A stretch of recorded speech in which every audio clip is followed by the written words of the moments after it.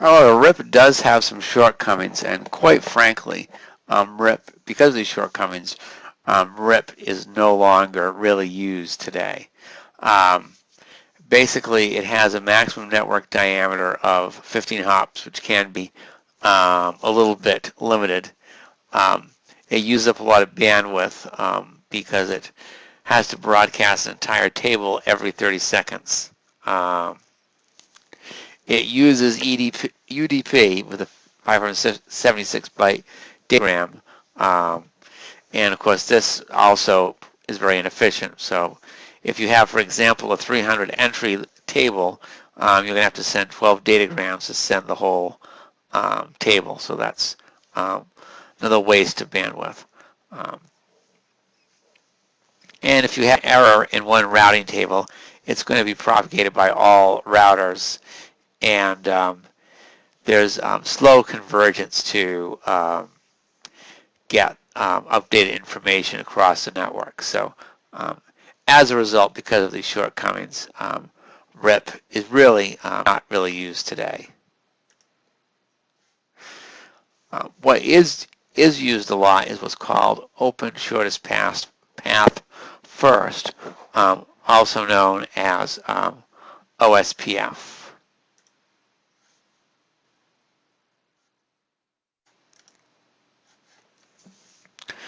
Unlike RIP, it uses true metrics and not just hop counts. It also uses subnet masks and allows load balancing across equal cost paths. So what it can do is if you have two paths that are the same, it will set up routes on a router so that not all of the traffic goes across the first equal cost path that it has, but basically splits the traffic between multiple equal cost paths. It supports type of service, which we're going to talk about later. Um, it allows external routes, so basically, rather than just being an autonomous system, within an autonomous system, it can learn from routes outside of an autonomous system.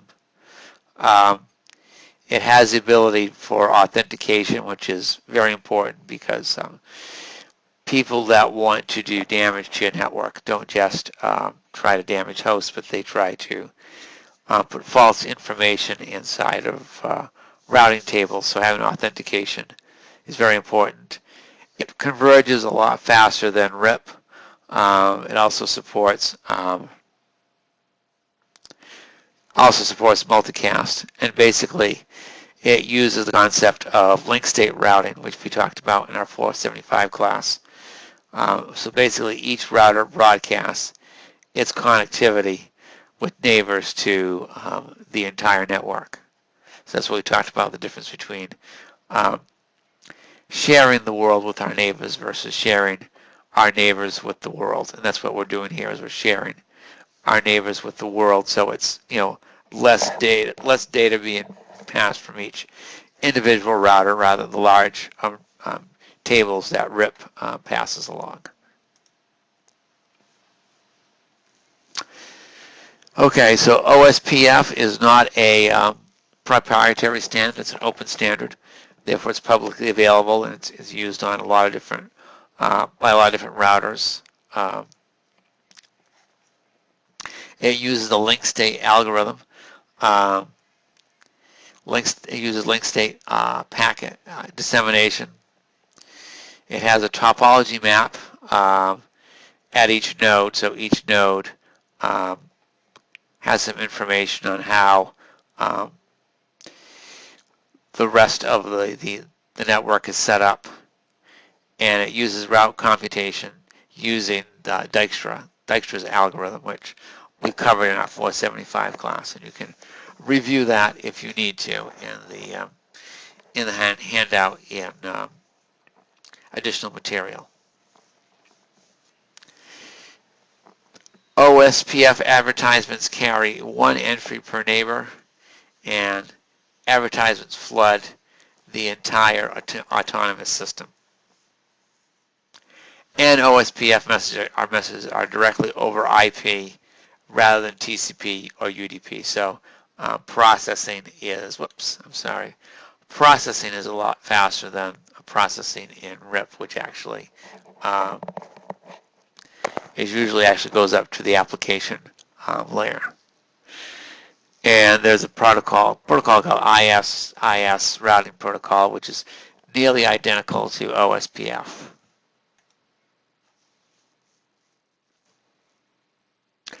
OSPF has some additional advanced features, like I mentioned before. All OSPF messages can be authenticated. It allows multiple same cost paths, so we can do load balancing.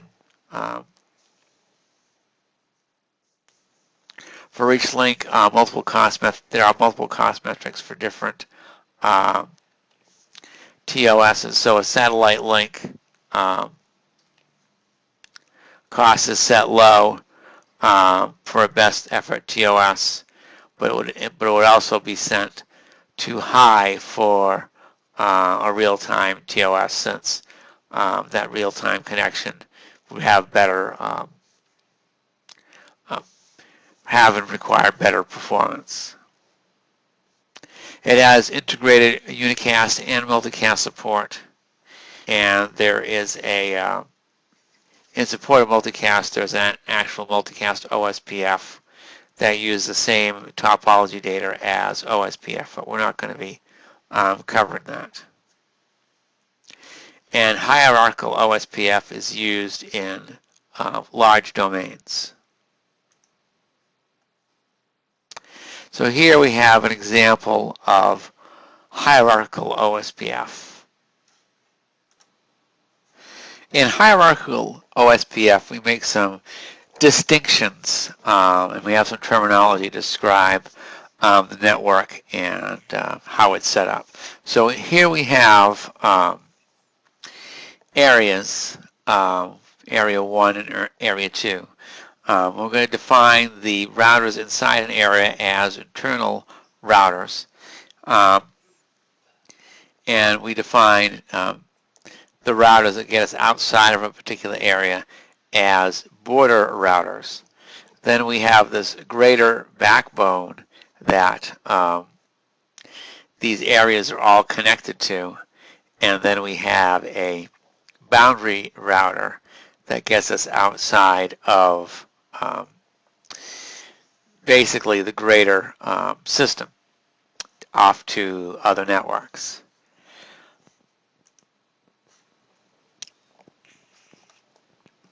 So basically this is a way to have a hierarchy within an autonomous system, where you have the local area, which is going back to these particular areas, and then you have the backbone that all the local areas are attached to. And this way we kind of make the best use of how we're going to share link state information throughout the network. So basically we're going to do link state advertising only within an area, allowing each node to have a detailed area topology, so it only knows the direction or the shortest path to other nets in other areas. Now it's going to have these area border routers, basically the routers in each area that are in the area, but they are also part of the overall backbone of the autonomous system. Basically, these area border routers summarize the distance to the nets in their own area, and they advertise to other area border routers. So they're doing their advertising to the other border routers, and internally they're not advertising the other way around. Backbone routers run OSPF routing limited to the backbone. And boundary routers, so basically the backbone routers are just setting up route information to the other backbone routers, and then the boundary routers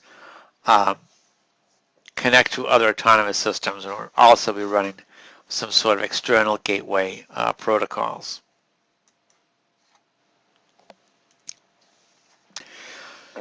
So next we have Border Gateway Protocol, or BGP.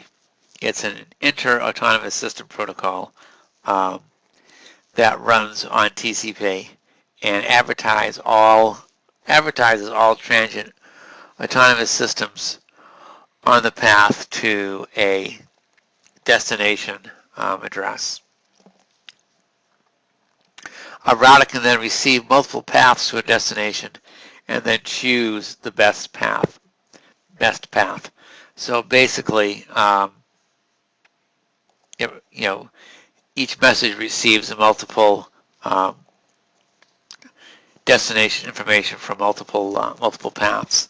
So a little bit more processing required in Border Gateway Protocol, but the good thing about it can be used both internally inside of an autonomous system, and it's also used outside of an autonomous system to exchange path information between autonomous systems.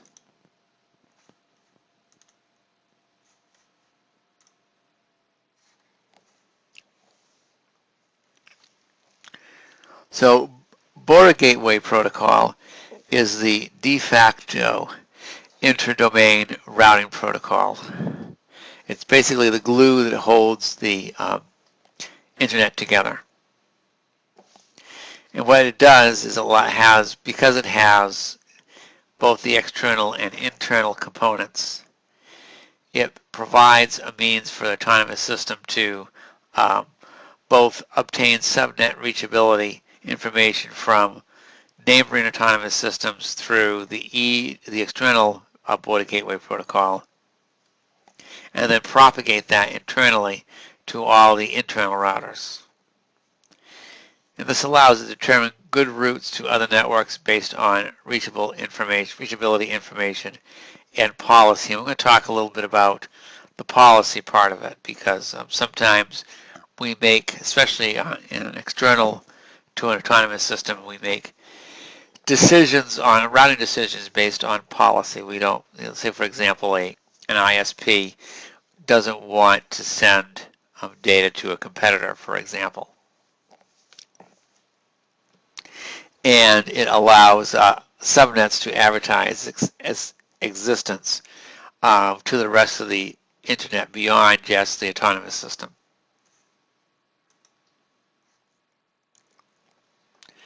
So let's talk about a little bit of the basics of BGP. So in the Border Gateway Protocol, we have something called a Border Gateway Protocol session. And in a Border Gateway Protocol session, two routers running BGP will exchange BGP messages with each other. So each of them shares what they know. So they advertise paths to different destination network prefixes.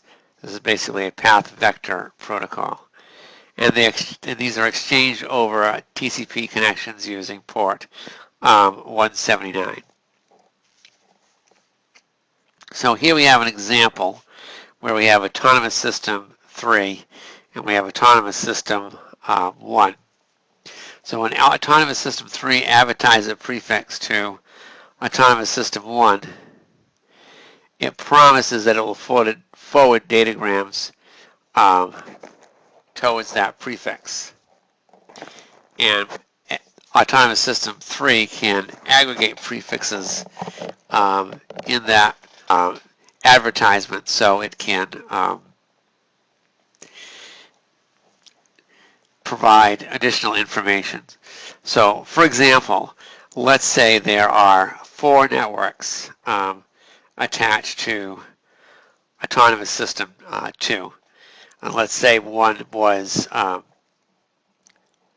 IP address 138.16.64 subnet with a 24-bit mask, and one was .65, .66, and .67, and they were all attached to Autonomous System 2. Autonomous System 2 can aggregate the prefixes for the 4 subnets into 138.16.64 with the 22-bit subnet mask to Autonomous System 1. So that provides better information to the autonomous system and improves processing capability.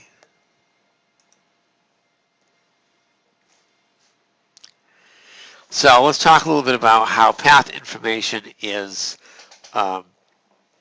distributed. So basically BGP, of course, has its internal and external sessions, basically denoted by either the solid line or the dashed line.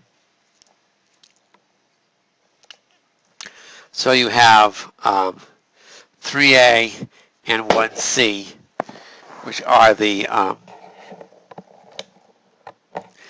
border routers. I'm sorry, the boundary routers, as you see in this example, the boundary routers for those two autonomous systems, Autonomous System 3 and Autonomous System 1. So basically, using those, setting up an eBGP session between the two boundary routers, the Autonomous System 3 can send prefix reachability information to Autonomous System 1. Then 1C can use its internal border gateway protocol to distribute to all of the internal routers within AS1, and then it's going to advertise reachability information to AS2 over the boundary router to the AS2 autonomous system. So that's going to be between the boundary router for AS1, which is 1B, and the boundary router for AS2, which is 2A. Then once a router learns of a new prefix, it creates an entry for that prefix within its forwarding table.